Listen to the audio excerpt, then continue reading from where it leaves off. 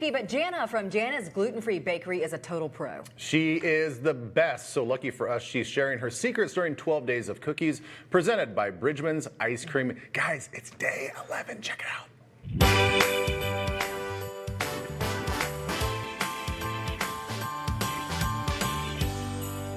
It is 12 days of cookies time, and it's gluten-free edition. What? Hi, Janna, how are you? Good, great. Okay, gluten-free baking, I think, can get a little overwhelming for people. And what are some of your tips and tricks, maybe some ingredients, some things to think about? Yep. So when it comes to gluten-free baking with cookies specifically, there's often family recipes that we have that are generations old that we all love. And so converting those can sometimes be tricky. That's one of the things that we're doing today is taking a well-loved family recipe and converting it. So there's lots of one-to-one flours on the market, and really they should in theory all be exchangeable to the flour in the original recipe. Okay. However, you do want to look to make sure that it's not a bean-based one, or you want to look at these because they are different. Some of them have milk powder, etc. So I've had really good luck with the Blob's Blue Bag Red Mill. Yep. And then the King Arthur is another favorite. I am super organic focused, so I really try to go for an organic blend if possible. Yep. But there's lots of them on the market. The biggest thing with gluten-free cookies is that most people complain that they're crumbly and that they have a gritty taste. Yep. And that's a really easy fix. So regardless of what flour you use, here is a couple of tips that you're gonna use while you're doing your dough. This is gonna change people's lives. It is gonna change people's lives. And it's really so simple. It's really simple. Most traditional recipes call for creaming butter and sugar. Right. You're not gonna cream. You're just gonna mix the butter and sugar until they are combined. So the technique is different. It's a different technique. Yep, we're just gonna make sure that it's well combined and evenly distributed. Okay. And at that point, you're gonna just add your dry ingredients. So I usually add all my dry ingredients in one mix. Yep. In this particular recipe, it's just flour and salt. So we're just gonna add that in. And then again, we're not going to go crazy here with this. Whoa. Well, maybe you said we're not going to go crazy until it goes flying. We're not really going to over mix it. This is like a quarter of the mixing time of a traditional cookie. Correct. Here's where it gets fun, is that you're going to cure the dough for at least 24 to 48 hours. Whoa. So our gluten-free flours are made out of rice, sorghum, brown rice. Those grains need a longer time to absorb the moisture in the recipe. So if you are going gluten-free for whatever reason, you also need to become a person who plans ahead. So these are two life changes that you better be prepared to make. Plan ahead.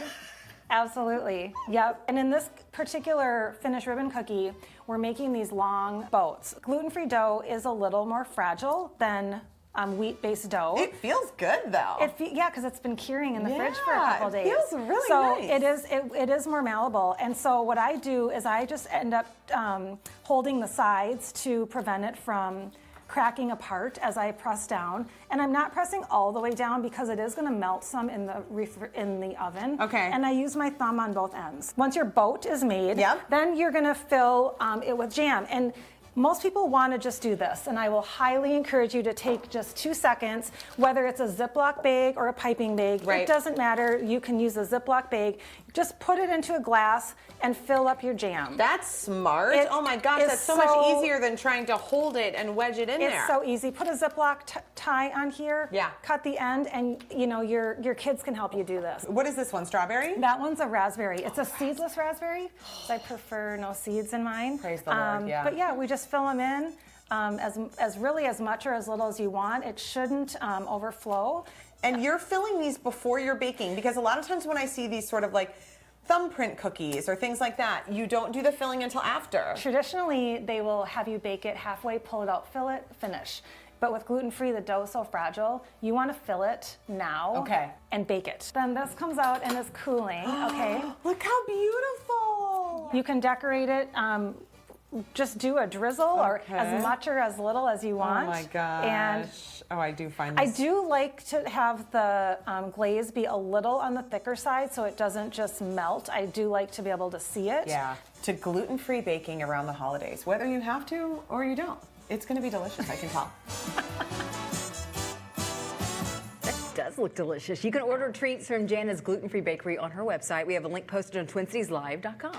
Okay, you guys, so the thing I really appreciate about Janna is she is very, even all the way down to the frosting on top, she's very thoughtful about everything that she does. And it just looks delicious. And, Yeah. and you learned a lot from watching that as well. Yeah. She knows her stuff. She knows her stuff. Also, you guys, 12 Days of Cookies is once again presented by Bridgeman's Ice Cream. They pair each cookie, even a ribbon cookie, with delicious ice cream. And today they have salted caramel espresso.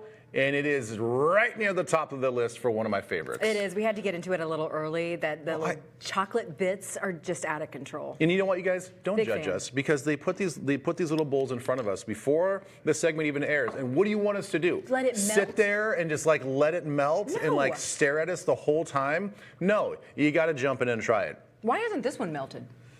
Is this real ice cream? That's real ice cream. Yeah. I don't know. I couldn't tell you the science behind I don't why know. it's not melted. I mean, it kind of is. But listen, you guys, this is good. This if is- you like coffee ice cream, this is the one you got to get. I'm And a big fan I of love coffee ice Bridgeman's cream. too. Yeah, it is so good. You guys can visit Bridgeman's Old Fashioned Ice Cream Parlor in Woodbury, featuring handcrafted ice cream pies and an all-new 12 Days of Bridgeman's Ice Cream advent calendars. You can also email or call them to pre-order. You can also ship Bridgeman's nationwide, you guys. It's goldbelly.com. I didn't know that.